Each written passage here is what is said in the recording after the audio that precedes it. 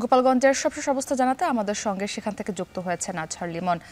লিমন, গোপালগঞ্জ অভিযানে নতুন আর কাউকে আটক করা হয়েছে কিনা জানাবেন।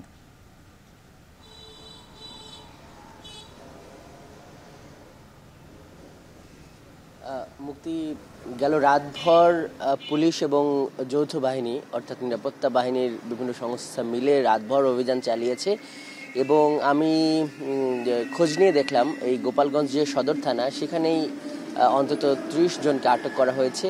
এর মধ্যে যাচাই বাছাই করা হচ্ছে যে সম্ভাব্য অপরাধী বা দুষ্কৃতিকারী কারা আছে। এটি আমি আমার পুলিশের কাছ থেকে খোঁজ নিয়ে এটি জানতে পেরেছি। আর গোপালগঞ্জে যে দ্বিতীয় দিনের যে কারফিউর যে সকাল, সেই সকালটা গতকালের মতোই আমরা দেখছি যে একটু ঢিলে ঢালাভাবেই শুরু হচ্ছে। মানুষ বেরোতে পারছে খুব প্রয়োজনীয় কাজে, যাদের বিভিন্ন গন্তব্য যেতে হবে, আড়তদার কিংবা জরুরি কোনো দাপ্তরিক কাজ বা হাসপাতালের রোগী, এরা কিন্তু বেরোতে পারছে। বিশেষ করে অটো রিক্সাগুলো চলছে শহরে। তবে স্বাভাবিক যে ব্যস্ততা থাকে একটা জেলা শহরে, সেই রকম কিন্তু ব্যস্ততা নেই। সড়ক কিন্তু অনেকটা ফাঁকাই দেখা যাচ্ছে, এটা একটা ব্যাপার। তবে গতকালের চেয়ে কিন্তু আজকের চিত্রতে বেশ কিছু পার্থক্য আছে মুক্তি।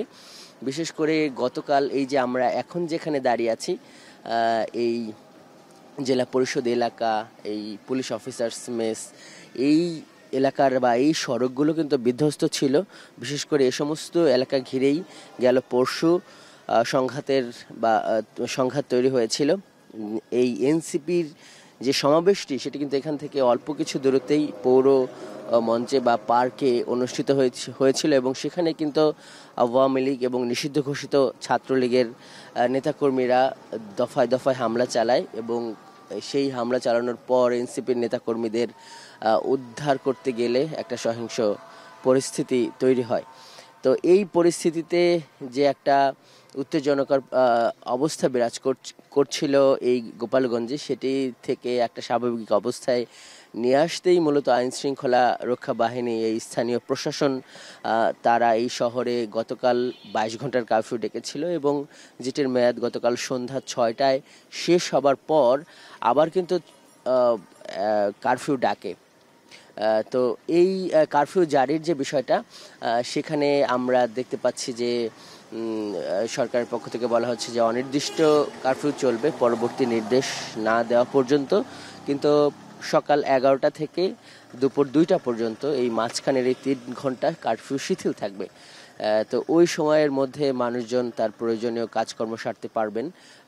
প্রয়োজনীয় কেনাকাটা বা জরুরি সেবা, এই কাজগুলোর জন্য এই সুযোগটা দেওয়া হয়েছে। তবে তার আগে আমরা দেখছি যে এই সকালে সেই কারফিউর যে প্রভাব বা সেই কড়াকড়ি, সেটি কিন্তু কিছুটা হলেও কম আছে। তবে গতকাল আমরা যেই চিত্রটা দেখেছিলাম যে বিকাল গড়ানো বা দুপুরের পর থেকে বেশ একটা কড়াকড়ি, বিশেষ করে সন্ধ্যার পরও যেটি অব্যাহত ছিল যৌথ বাহিনীর, সেনাবাহিনীর নেতৃত্বে, সেটি হয়তো বেলা গড়ানোর সঙ্গে সঙ্গে বাড়বে, এটাই আমরা আশা করছি, এটাই আমাদের কাছে মনে হচ্ছে মুক্তি।